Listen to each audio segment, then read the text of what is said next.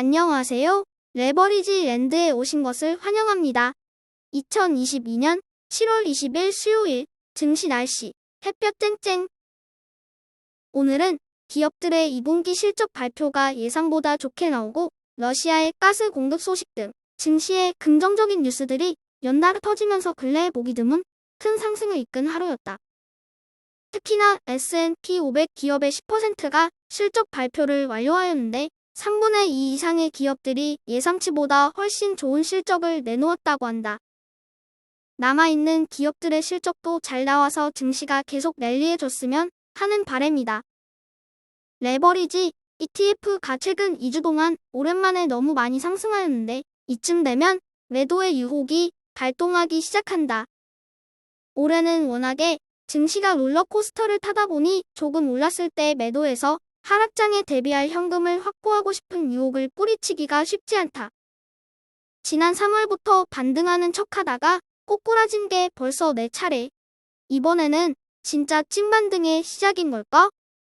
다시 반등하게 될지 아니면 더 바닥이 기다리고 있을지는 모르겠지만 나는 단기적인 미래는 알 수 없다는 걸 인정하고 장기적인 우상향만 믿고 계속 매수해 나갈 것이다.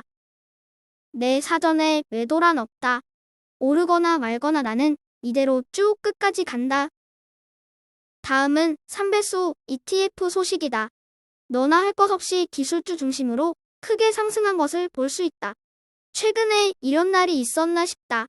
단기적인 하락과 등락에 일일비하지 말자고 스스로 매번 다짐하지만 그래도 오르면 기분 좋은 건 어쩔 수 없는 것 같다. 비교적 안정적인 2배수 ETF 역시 골고루 상승했고 그 중에 특히 ICL은 글로벌 클린 에너지의 2배수를 추종하는 KLN의 하반기 큰 상승을 기대하고 있다. 2배수 ETF인데도 마치 3배, 5배인 것 같은 착각을 불러일으키는 미친 ETF가 있다. 바로 중국 기술주를 추종하는 CWEV다. 하지만 역발상 투자자라면 지금이 강력한 매수 타이밍이란 것을 본능적으로 느낄 수 있지 않을까?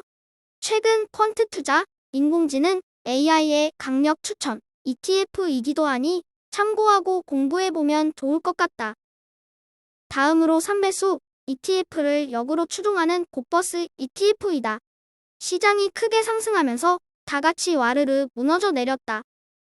이번 달 CPI 물가지수 및 기업들의 실적 발표를 앞두고 예상 전망이 너무 비관적으로 나오면서 고버스에 투자한 개미 투자자들이 많다고 들었는데 다시 한번 느끼지만 시장을 단기적인 예측으로 대응하려고 하는 것은 너무나도 무모한 짓이다. 시장은 절대로 다수가 예측하는 대로 흘러가지 않는다. 단기 예측은 도박과도 같으며 나는 현재 도박이 아닌 투자를 하고 있다는 사실을 명심하자. 오늘의 급등주로 스펙주를 가져와 봤다.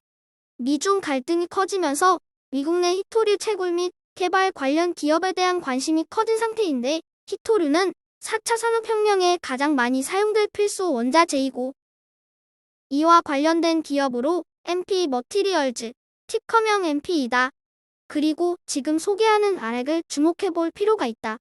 관심 있으신 분들은 공부해보고 장기적인 관점에서 투자를 생각해보면 좋을 듯 싶다. 불즈 개별 종목 소식으로 넷플릭스가 오늘 시장의 부정적인 가이던스를 훨씬 상회하는 실적을 발표하면서 기술주 전반의 상승을 이끌었고 현재 시간외 거래에서도 8% 이상 급등하고 있다는 소식이다.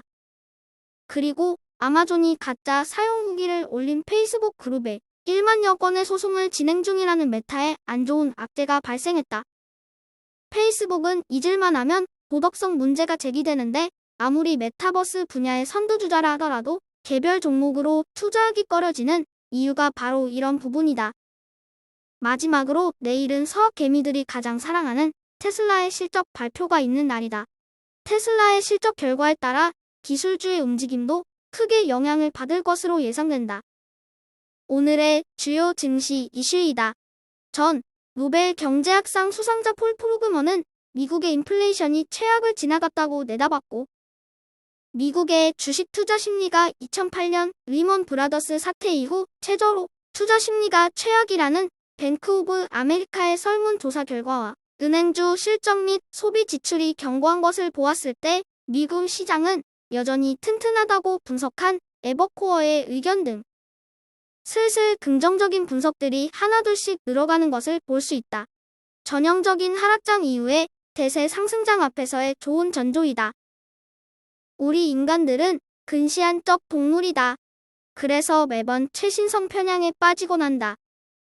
사전적 의미로 역사적 사건보다 최근 사건을 선호하는 인지 편향으로 기업 편향 혹은 최근 편향이라고도 부른다.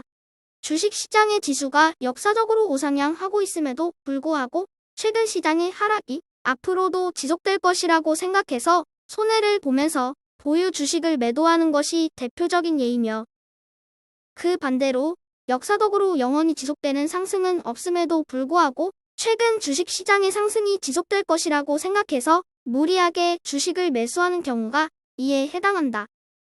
우리가 상승장에서 더 적극적으로 매수하게 되고 하락장에서 공포를 이기지 못하고 도망하게 되는 이유가 바로 여기에 있지 않을까? 적어도 대중과 반대로 생각하고 행동하면 부는 알아서 따라오리라 확신한다. 다시 강조하지만 변하지 않는 영원한 것이란 절대 없다. 기간의 문제일 뿐 분명한 것은 겨울이 가고 봄이 오면 꽃이 피고 다시 여름이 찾아온다는 것이다.